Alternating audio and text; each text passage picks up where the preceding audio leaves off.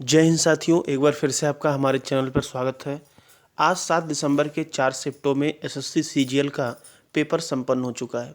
उसमें अगर हम रीजनिंग की बात करें तो पेपर कटिंग और फोल्डिंग से एक प्रश्न आए हैं, एम्बेडेड फिगर से एक क्वेश्चन पूछे गए हैं, काउंटिंग फिगर से भी एक क्वेश्चन, एनालॉजी से आपके किसी किसी शिफ्ट में 2 तो किसी में 3 भी पूछे गए हैं।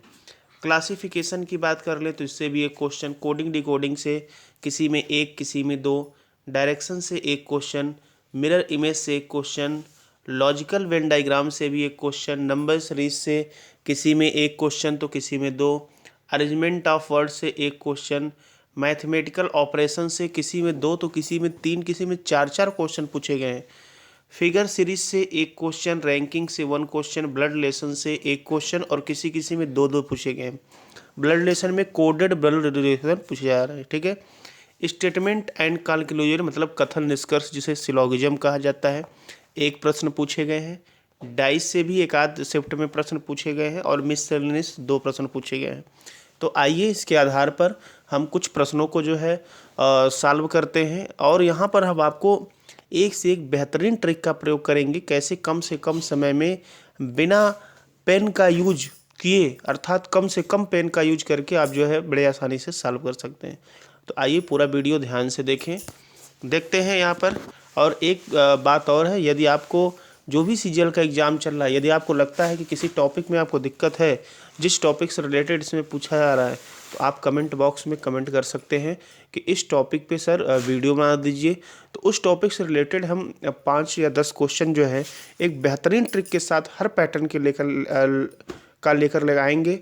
और यदि आप पूरा ध्यान से देखते हैं तो एक भी क्वेश्चन आप गलत करके नहीं आएंगे। तो चलिए देखते हैं। सबसे पहले क्वेश्चन की बात कर लें।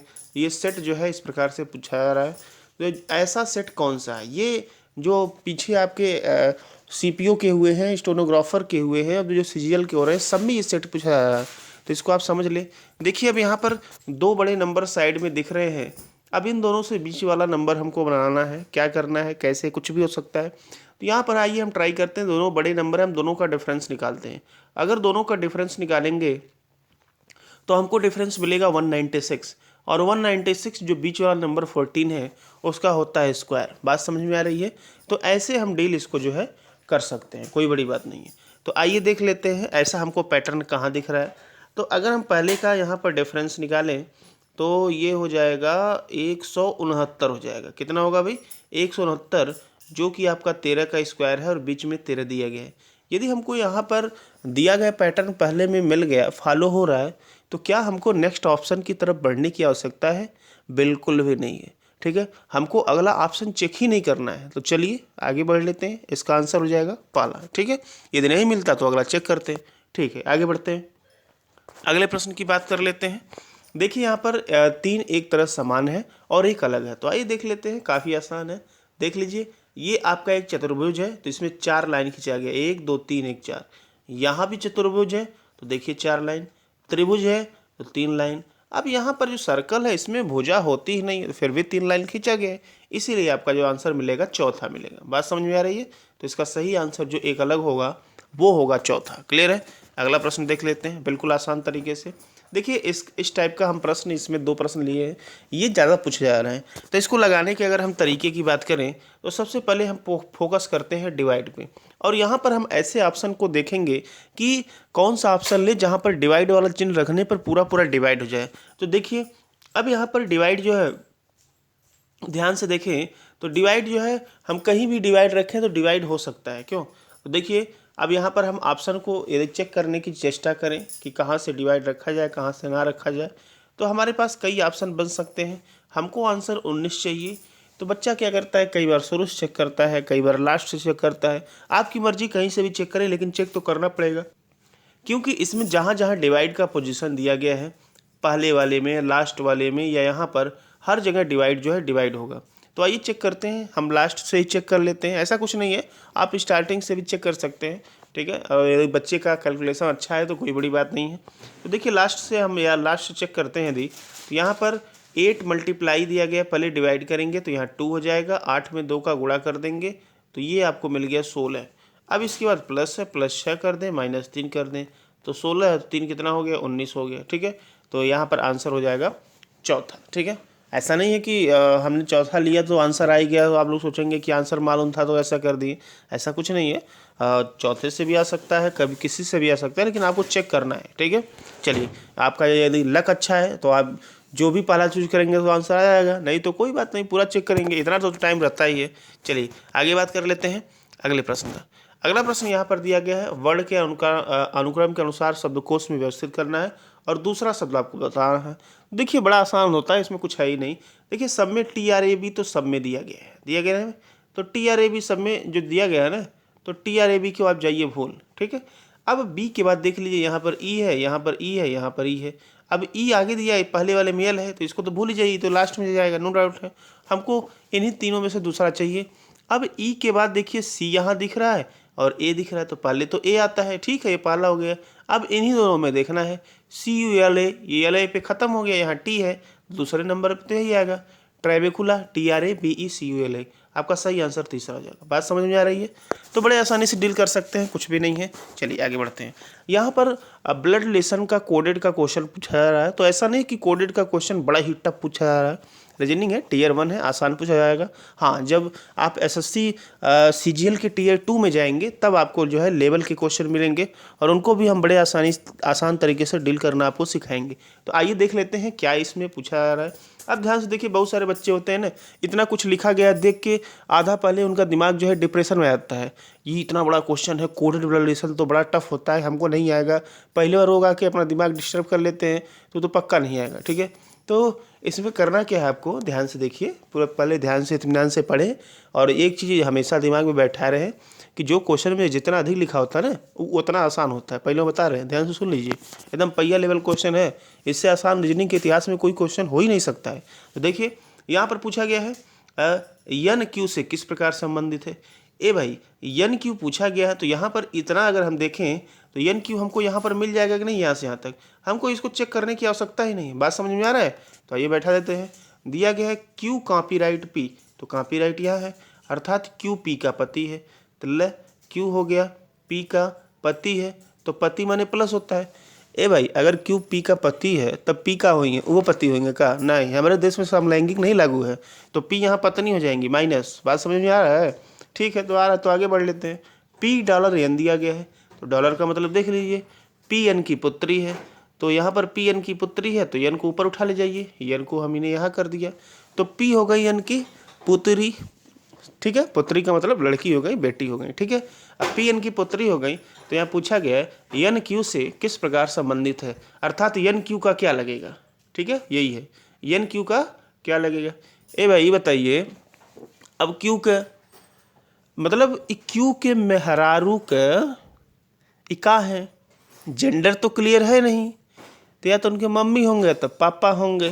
तो जब जेंडर क्लियर नहीं है तो सास भी हो सकते हैं और ससुर भी हो सकती हैं। ठीक है, दोनों हो सकते हैं, तो आंसर तो आपको डी वाला दिख ही रहा है, या तो सास या तो ससुर। बात समझ में आ रहा है? कुछ लोग जेंडर क्लियर कर देते, नहीं, जब तक क्वेश्चन ना डिक्लेयर करें तब तक हम आप खुद से नहीं कर सकते हैं। अपना दिमाग अपने पास रखिए, रीजनिंग यही कहता है।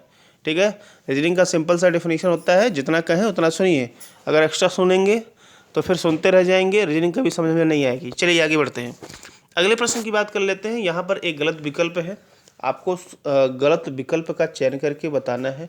तो आइए देख लेते हैं इस गलत विकल्प में क्या गलत है। तो देखिए डिफरेंस देख लें, आर यहाँ पर 18 दिया है, यक्स 24 होता है, तो यहाँ पर 6 का डिफरेंस है। कितने का भाई? 6 का। यहाँ बढ़े यक्स से डी, यहाँ भी 6 का डिफरेंस, यहाँ बढ़े तो 4 6 10, यहाँ भी 6, यहाँ बढ़े 10, मतलब पहले वाले में 6 का डिफरेंस हो रहा है, पहले वाले लेटर में कोई दिक्कत नहीं। दूसरे वाले में चलते हैं, ओ के बाद डब्लू तो 15, और डब्लू की बात कर ले तो 8 जोड़ेंगे, डब्लू के बाद ई 5 3 8, 8 फिर जोड़ेंगे, ई के बाद हम फिर 8 जोड़ दिए, 8 5 13, फिर 13 और 8 21 हो गए, फिर 8 जोड़ दिए। चलिए दूसरे वाले में भी कोई गलती हमको नहीं दिख रही। तीसरे में देख लेते हैं, यम से जी जाएंगे, यम से जी जाएंगे, तो यम का जो है 13, जी का 7 होता है, मतलब यहाँ पर -6 करेंगे। अच्छा, जी से जेड पे जाएंगे, जी का 7 होता है, यहाँ तो -7 होगा। जेड से यस पे जाएंगे, 19 7 26 -7 होगा, और यस से यल पे जाएंगे तो 12 7 -7। यहाँ पर आपको गलती मिल गई, मतलब सब में 7 का डिफरेंस हो रहा है, यहाँ पर 6। जो पहले वाले में गलती मिलती है ना डिफरेंस में, तो हमेशा गलती पहले वाले में होती है। हमको चेक करना ही नहीं है। मान लीजिए चेक ही करना है तो आपको दिखा देते आंसर तो चौका हो जाएगा। लेकिन अगर आप जानना चाहते हैं तो यहाँ पर जो यम दिया गया है ना, यम का यहाँ पर जी दिया गया है, दोनों का डिफरेंस आपका कितना दिया गया भाई, यहाँ पर डिफरेंस आपका 6 निकल रहा है, तो यम की जगह पे आपको एन रखना पड़ेगा। एन रखेंगे डिफरेंस 7 का निकल जाएगा। फिलहाल हमको आंसर मिल गया, हमको चेक ही नहीं करना है। चलिए आगे बढ़ते हैं। अगला यहाँ पर ये पेपर कटिंग फोल्डिंग दिया गया है, तो बड़ा आसान होता है, कुछ भी नहीं होता है। आपको ना ही चेक करना है ना ही डायरेक्ट आप आ जाइए यहाँ पर। यहाँ पर सिर्फ आपको इतना देखना है, ध्यान से सुनिएगा कि ये वाला जो पोजीशन दिया है ना, यहाँ पर जो त्रिभुज बनाया गया है कैसे बनाया गया है, देख रहे हैं नीचे वाला त्रिभुज, उस पोजीशन पे सेम वही त्रिभुज होना चाहिए। क्या यहाँ पर है? नहीं है। क्या यहाँ पर है? नहीं है। तो ध्यान से देखिए, तो इसका आंसर ना तो पहला होगा ना तो तीसरा होगा। अब ध्यान से सुनिएगा, अब ये वाला आपको जो है ऑप्शन में आपको बी और डी में दिख रहा है। अब इसको जब एक बार ऐसे खोलेंगे ना तो यहाँ बन जाएगा इस तरह से चतुर्भुज, इस टाइप का बनेगा। बनेगा ना भाई? तब बनेगा तो बी वाला भी खत्म हो गया, आंसर डी हो गया। आगे बढ़ लें। ठीक है, बड़ा आसान क्वेश्चन है, पहिया लेवल एकदम। हाई देखिए फिर से आ गया, क्या आ गया भाई? मैथमेटिकल ऑपरेशन आ गया। इससे आसान रीजनिंग के इतिहास में कोनो प्रश्न हो ही नहीं सकता है। तो काहे नहीं हो सकता, तो ये देख ले। तो सबसे पहले इसमें करते क्या है, चलिए अगले प्रश्न को देख लेते हैं। अभी देखिए, इससे आसान जो है रीजनिंग के इतिहास में कोनो प्रश्न हो ही नहीं सकता है। तो कैसे नहीं हो सकता, देख लीजिए। यहाँ पर बॉक्स में आपको फिल करना है। तो अब कुछ लोग जानते हैं क्या करेंगे, यहाँ पर बॉक्स देख के डर जाएंगे, अरे भाई कुछ नहीं है, यहाँ पर आपको ऑप्शन रखना है। तो देखिए, हमको डिवाइड ऐसी जगह रखना है ना जहाँ पर डिवाइड जो है। आप बी वाला ऑप्शन देखिए, डिवाइड लास्ट में। ए भाई 2 और 17 के बीच में डिवाइड रखेंगे, होगा का? नहीं होगा भाई। ठीक है, दूसरे नंबर पे देख लीजिए, तीसरे नंबर पे यहाँ तो हो जाएगा, पहले नंबर पे हो जाएगा। तो आइए चेक कर लेते हैं, लास्ट से ही चेक करते हैं। ठीक है, तो यहाँ पर देखिए, हम ऐसे क्वेश्चन को अक्सर जो है लास्ट से चेक करते हैं, क्योंकि मैक्सिमम आंसर जो है लास्ट से मिल जाता है। ठीक है, लेकिन ऐसा कोई बात नहीं है, आप कहीं से भी चेक कर सकते हैं जहाँ से आंसर मिल जाए। लेकिन जो ट्रिक हमने बताया है उससे ऑप्शन आप एलिमिनेट कर दें। चलिए, 20 से भाग देंगे, 5 से मिलेगा 4। ठीक है, और प्लस करेंगे, 8 में 2 का गुणा करेंगे तो 8 दूना 16 और 70 चला गया। 16 माइनस 17 -1 हो जाएगा। तो 4 - 1 3, आंसर मिल गया ना भाई? 3 ही चाहिए था, तो सही आंसर इसका हो गया 3। मतलब इसका सही आंसर आपका डी वाला हो जाएगा। बात समझ में आ रही है? चलिए तो आगे बढ़ लेते हैं। सॉरी, ठीक है, इतना ही क्वेश्चन जो है बन पाया था, किसी टेक्निकल कारण से और क्वेश्चन ऐड नहीं हो पाया है। लेकिन हम अगले दिन कोशिश करेंगे कि आपको हर पैटर्न के क्वेश्चन यहाँ पर ले आएँ, आपको बेहतरीन तरीके से सॉल्व करवाएं। यदि आपको जिसका भी एग्जाम सीजीएल का आगामी है, यदि आपको लगता है रीजनिंग में कोई क्वेश्चन, कोई टॉपिक जो आपको नहीं समझ में आता है, आपको जानना चाहिए, तो आप बताइए, उससे रिलेटेड हम कम से कम 10 इंपॉर्टेंट क्वेश्चन लेकर आएंगे और बेहतरीन तरीके से बताएंगे। आप एग्जाम में जाएंगे हलवा समझ के करके आएंगे। बात समझ में आ रहा है? तो रीजनिंग में आप 25 में 25 उड़ा के आ सकते हैं। ठीक है दोस्तों, मिलते हैं अगले वीडियो में, तब तक के लिए धन्यवाद। चैनल को सब्सक्राइब करके रखें।